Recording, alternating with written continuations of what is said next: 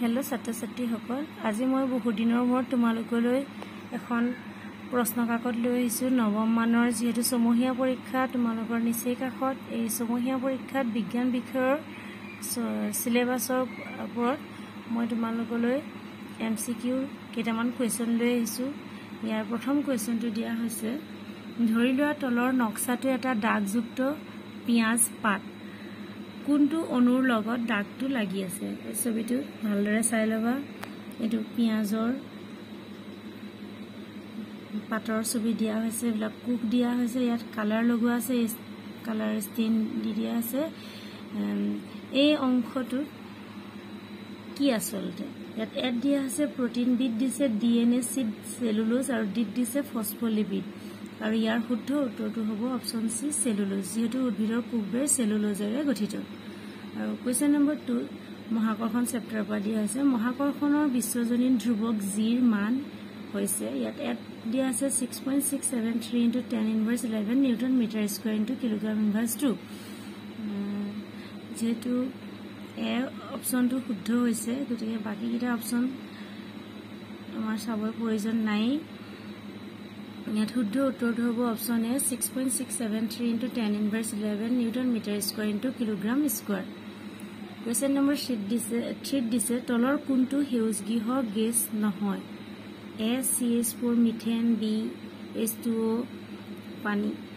বা জলীয় বাষ্প সি কাৰ্বন ডাই অক্সাইড ডি সালফাৰ ডাই অক্সাইড SO2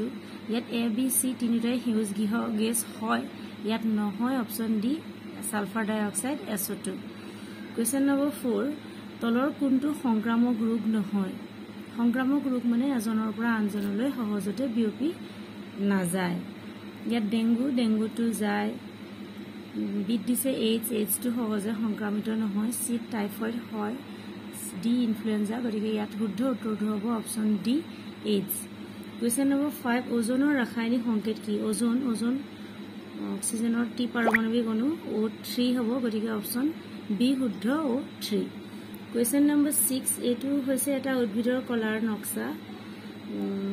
लेवल लगोৱা कोनটো অংশ ফ্লোएम পেৰেনকাইমা